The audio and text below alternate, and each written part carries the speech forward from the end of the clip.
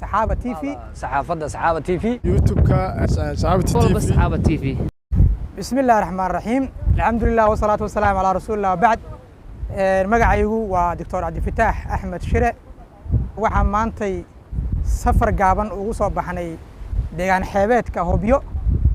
runtii meeshaan waxaynu isku aragnay mid ka mid ah walaalaha youtuberada Soomaaliyeed ee Saxaaba TV. runtii aad baan ugu mahad celinayaa hawsha adag oo bulshada u hayo. marka xigtaahi waxaan rabaa inaan u mahad celiyo safarkaas quruxda badan leh oo aan Hobyo ku imaanay walaalihii fududeeyay wadadaas quruxda badan inay dhisaan gob.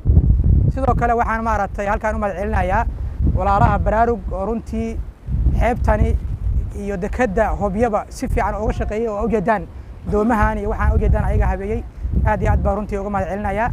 marka xigtaahi waxaan leeyahay walaalkaas Saxaaba TV subscribe-ka iyo comment-ga iyo share-ka iyo like-ga siiya.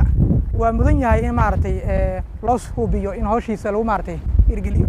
aad iyo aad baan idinkaga mahad celinayaa. بسم الله الرحمن الرحيم. اولا marka horeysa wax subxaana qaadir ama hadda iskale marka labaad meeshan saaxiibkay Cabdiraxmaan oo maanta nagu soo booqday oo ka socda bahda saxaafadda Saxaaba TV.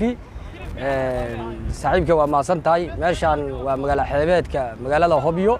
run ahaantii waa meel qadiimiya taariikhdu 8 Febraayo waxaan u nimid oo 2022 ah waxaan u nimid inaan meeshan aan ku soo dalxiisno aan u nimaano waqtiyaal badan aan ku soo bixino.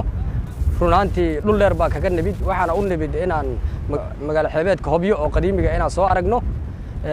waxaan dhihi lahaa awalan marka ugu horeysa ilaahay subxaana qaadir ama hadda iskale marka labaadna dadka qalabaadkan iyo waxaan keenay oo dhismahan waxyaalahan ka shaqeeyay aad iyo aad u mahadsan. midda labaad oo kale waxaan dhihi lahaa run ahaantii dadka ganacsatada ama dadka walaalaha oo Soomaaliyeed ama reer Galmudug waxaan dhihi lahaa loo tashado ayaa Hobyaad. meeshaan adeertaan dhaqaatiir badan iyo dad badan dalxiisayaal ay la socda. saaxiibkay Cabdifataax waa ila socda. saaxiibkay ninka la yiraahdo Dr. Maxamed waa ila socda. dad badan baan nahay marka waxaan dhihi lahaa dhawaan qof kastaba masabkiisa iyo maamuuskiisa ku salaamaya. marka labaadna waxaan dhihi lahaa run ahaantii qof kastaba Hobyo waxay u baahan tahay tashi waxay u baahan tahay in maskaxda loo shiilo waxay u baahan tahay dhalinyarta wax soo bartay. السلام عليكم ورحمة الله وبركاته. حالي هذا عبد الغني علي نور. ما أنت واحد شوفنا حيرتي هوبيو.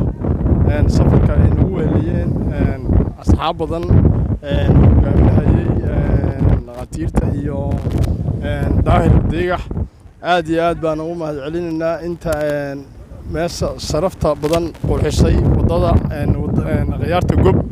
waxaa kaloo mahad celinayaa intii ka shaqaysay soo abaabushay.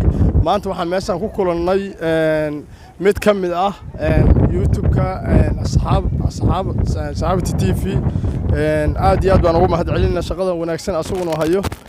safar dheer ayuu u soo galay inuu xeebta u yimaado Hobyo oo ku duubo oo arko dadka jooga. aad iyo aad baan ugu mahad celinaynaa. annaguna waxa weeye waan ugu soo dhaweeyay youtube-keena Saxaaba TV iyo sidoo kale Facebook-keena Saxaaba TV magaalada xeebeedka Hobyo ayaanu maanta joognaa. waan salaamayaa dhammaan bahdeena iyo walaalaha qaaliga ee nagu tixan mar walba Saxaaba TV.